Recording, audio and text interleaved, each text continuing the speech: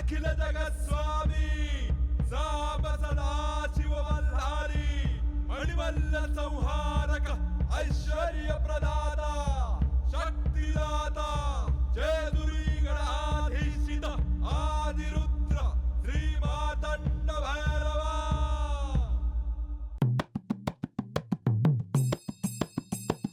जय देवा जय देवा जय देवा जय देवा जय देवा जय शिव मार्तंडा.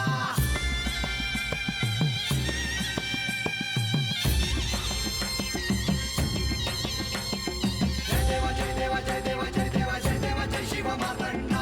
हरिवर्धन मल्हारी तुझी प्रचंडा. अगडदुम नगारा सोन्याची जेजुरी देव गेले जेजुरा निळा घोडा. अगडदुम नगारा सोन्याची जेजुरी देव गेले जेजुरा निळा घोडा. पाव में तोडा कमरी कर पटा बिहिर मस्तकी तुरा. खोबऱ्याचा कुटका भंडाऱ्याचा भडका बोल अहंकारा सदानंदाचा येळको. सदानंदाचा येळको.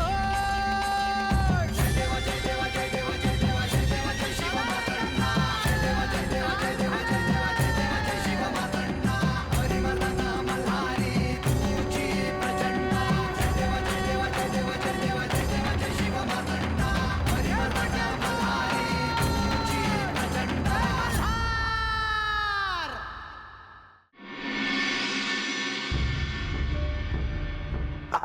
अरे तुम्ही समजे सकाळ सकाळ ऐका अरे तुमच्यासाठीच आलोय का. बानू कुठे आहे? अरे काय झालं ते तर सांग की. म्या सांगते बानू ये बानू.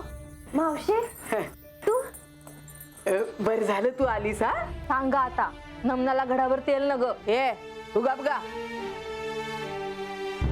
आम्ही येत होतो ना तर गडावर बायका आणि माणसं चालली होती. आता एवढी माणसं चालली म्हणजे गडावर काय तर चाललं असणारच की नाही. बानू तुला ठावा असेलच ना. हे बानू तुला काय ठाव आहे का. नाही अगं पर गडाव समजी जण अशी चालली होती जणू काय गडाव मोठा उत्सवच हाया. तुला सांगितलं नाही होय कोणी.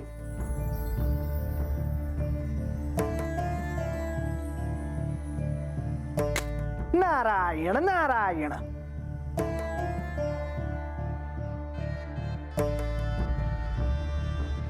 मी आल्याशिवाय तिला कसे कळेल.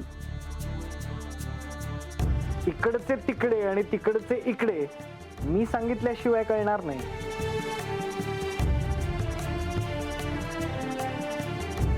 शुभम भवतु सुखी राहा. महाराजासनी ठाव असेल की. हा होय महाराज. काय हाय वा आज गडाव. आता तू विचारलंस म्हणून सांगतो, नाहीतर पुन्हा या नारदाने कळ लावली असे व्हायला नको.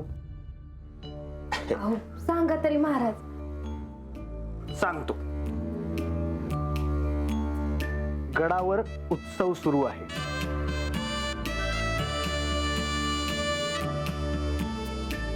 कोणाचा. गणेश यांचा जन्मोत्सव.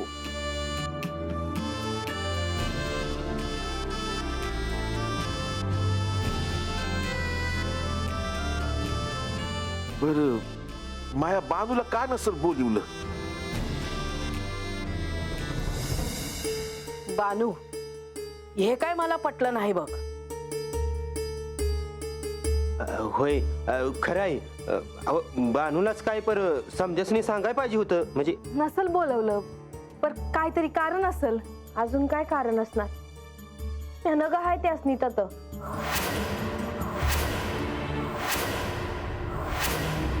म्हणजे आज काय गणेशाला भेटायला नाही मिळणार. गेल्या साली बी ते हाता आले होते. मी त्यांच्यासाठी मोदक केली होती.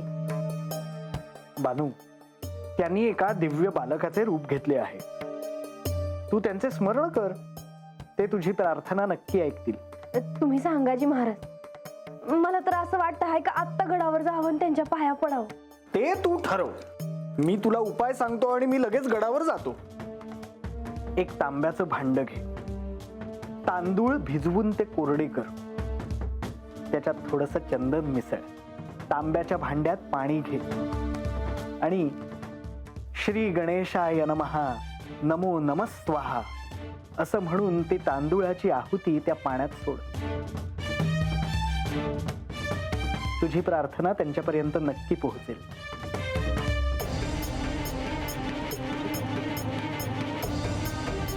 जी महाराज, मी आताच कराय घेते.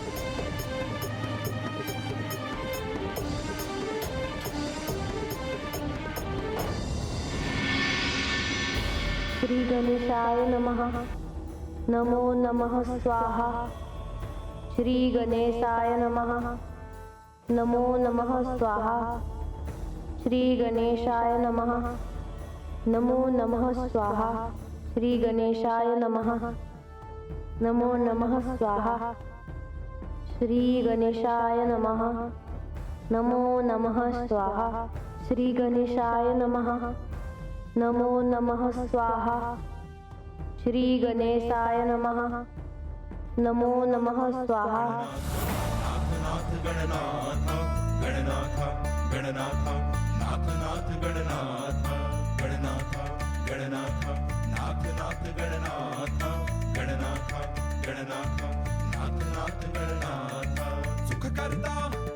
तुझी प्रार्थना पोचली बाणाई. माझी लई इच्छा होती तुम्हाला गडावर येऊन भेटण्याची, पर ते मला कळले म्हणून मी तुला भेटायला आलो. मला केवढा आनंद झाला आहे, मी सांगूच नाही शकत तुम्हाला. मला कळते आहे बाणाई. माझी इच्छा आहे का मी स्वतः तुमच्यासाठी मोदक करून तुम्हाला खायला द्यावची. त्यासाठी मी पुन्हा येईन बाणाई. आता मला जायला हवं. जी.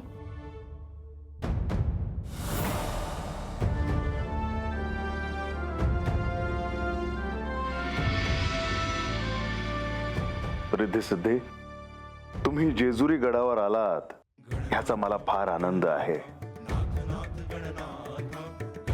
श्री गणेशोत्सवाच्या निमित्ताने माझ्या सर्व भक्तांना तुमचा देखील आशीर्वाद मिळू दे. त्यांच्या आयुष्यात त्यांना सुख लाभू दे. आपणही श्री खंडेरायांचा आशीर्वाद घ्या. शुभम भवतु.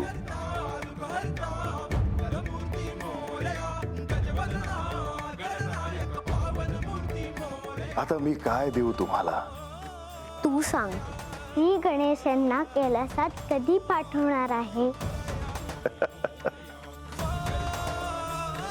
तुमची ही इच्छा मी पूर्ण करेन. एकांत आहे तेव्हा तुम्ही बोलावे, मी येतो. आता आम्हाला जावं लागेल. आपली अनुमती आहे ना? खरं तर तुम्ही जाऊ नये असं वाटतं, पण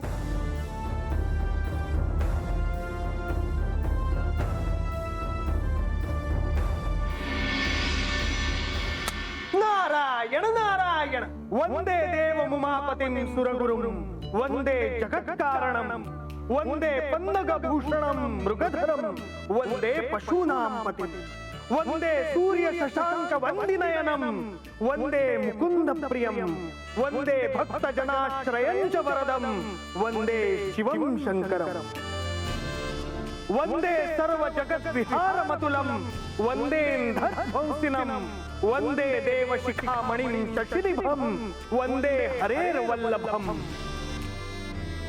वंदे नागभुजंगभूषणधरं वंदे शिवं चिन्मयं वंदे भक्तजनाश्रयं च वरदं वंदे शिवं शंकरं.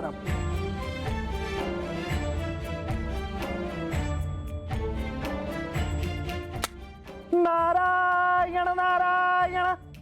तर भक्तजन हो, ओंकार हा परब्रह्म स्वरूप आहे. अकार हा सृष्टीला उत्पन्न करतो. उकार हा मोहित करतो आणि मकार हा नित्य अनुग्रहशील आहे. नारायण नारायण. मुनिवर, हे सारं स्तुतीपर आहे आणि हे मला ज्ञात आहे.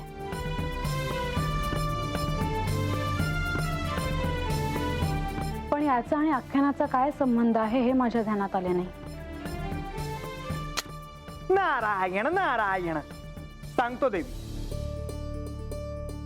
या सृष्टीची उत्पत्ती या आकारापासून झाली. या सृष्टीचे भवितव्य तारकासुराच्या अत्याचारामुळे पणाला लागले होते. कारण त्याचा वध हा शिवपुत्राकडून होणार होता. आणि हे दिव्य पूर्ण करण्यासाठी शिवशक्ती मिलन होणे आवश्यक होते.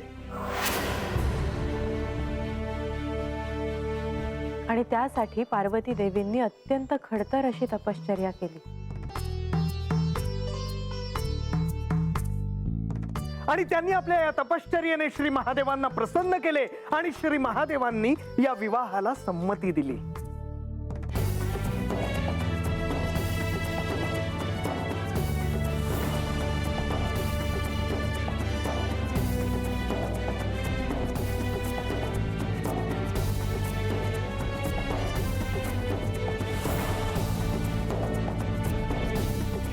मी तुझ्यावर प्रसन्न आहे गिरिजे. मी तुझ्याशी विवाह करेन. ज्या क्षणाची सारी सृष्टी प्रतीक्षा करत होती तो क्षण आता समीप आला होता. हे बानू, अगं काय झालं?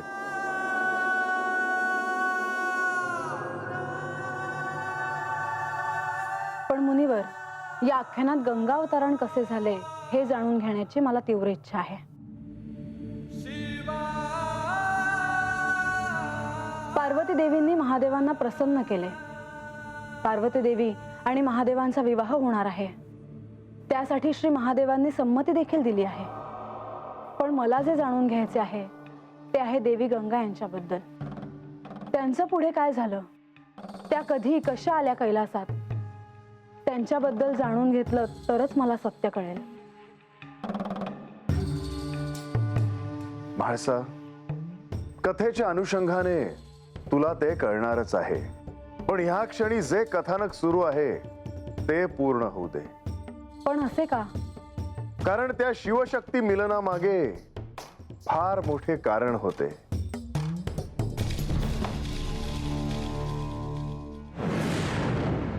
जेव्हापासून माझी आणि देवी गंगा यांची मानस सरोवरात भेट झाली आहे तेव्हापासून त्यांच्या कैलासात येण्याच्या कथेबद्दल मला ओढ लागली आहे. हे बानू, अगं काय झालं? अशी चुळबुळ कशापायी करती असती? काय नाही बा. अगं तुझं ध्यान कुठं आहे? महाराज काय बाई सांगते ती तर ध्यान दे की. बानू, ह्या जन्मात तू इंद्रदेवांची कन्या आहेस.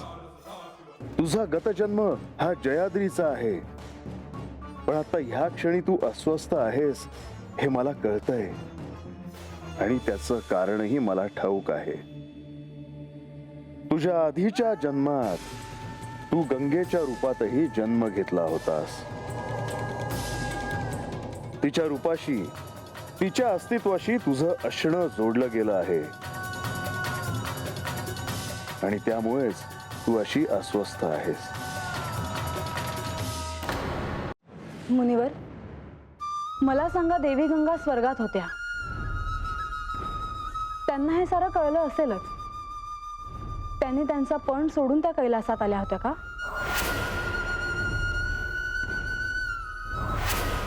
म्हाळसा, तुम्हाला हे कथानक ऐकण्याची किती ओढ आहे हे आम्हाला कळतं आहे. आणि बानू, तुला देखील ही गोष्ट ऐकण्याची उत्सुकता आहे, हो ना? जी. पण देवी, त्याआधी आख्यानात कथानकाच्या ओघात कदाचित तुम्हाला सत्याचे संकेत मिळू शकतात.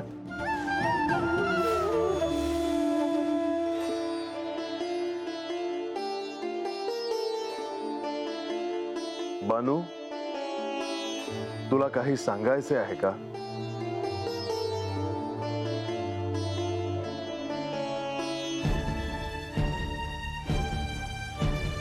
मुनिवर, आख्यानाला प्रारंभ करा. होय प्रभू.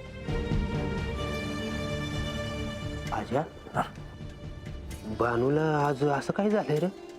हे बानू, आम्हास तुम्ही कळतं या की तुझं ध्यान नाही म्हणून. अगं बानू, अगं सांगून टाक, मनामध्ये जे असेल ते सांगून टाक. हा? बा, अरे का कुणाच ठाव, तर आज मलाच कसं तरी वाटत आहे बघ.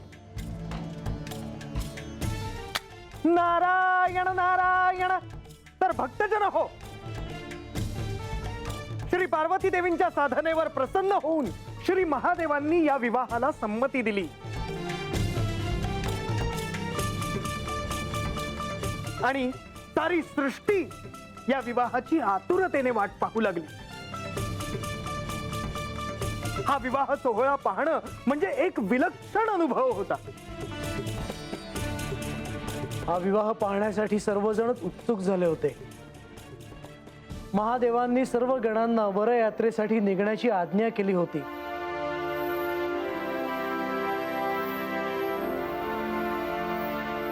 आज्ञेनुसार सर्वजण हिमाचलाच्या नगरीकडे निघाले होते.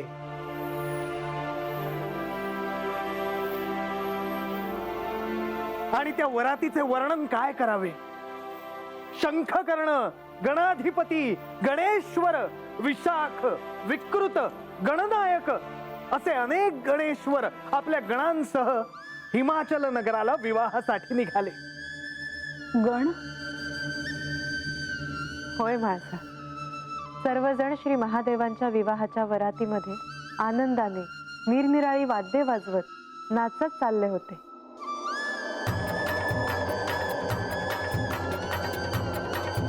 हा सोहळा अनुभवणं हा सर्वांसाठीच परमोच्च आनंदाचा, भाग्याचा क्षण होता. आणि केवळ इतकेच नव्हे देवी, तर श्री महादेवांच्या या विवाहासाठी निघालेल्या या अभूतपूर्व वरातीमध्ये यातुधानी, शाकिनी, वेताळ, प्रभम, भूत, तुंबरू, किन्नर, गंधर्व हे सर्वजण आपला आनंद प्रदर्शित करत हाताने आणि मुखाने वाद्य वाजवीत जात होते. भूत, पिशाच आणि तेही अशा विवाहाच्या मंगल प्रसंगी. होय, कारण तेही या सृष्टीचा एक भाग आहेत. आणि ह्यात मला काहीच अयोग्य असं वाटत नाही. नारायण नारायण. परंतु हिमाचल नगरीमध्ये अशी वरात आल्यामुळे सर्वजण भयभीत झाले. पण नंतर सारं काही सुरळीत पार पडलं. विवाह सोहळा नेत्रदीपक झाला. गंधर्वगान झालं, अप्सरा नृत्य झाली. हिमाचल नगरीत सर्वत्र महोत्सवाला जणू उधाणच आलं होतं. आणि हिमावन आणि मेनावती यांच्याकडून श्री पार्वती देवींची पाठवणी करण्याचा तो क्षण समीप आला. त्यांची पाठवणी केल्यानंतर श्री महादेव आणि श्री पार्वती देवी हे त्याच उत्साहात सर्व गणांसह कैलासात जाणार होते. परंतु त्याआधी श्री महादेवांनी इतर देवांचा निरोप घेतला.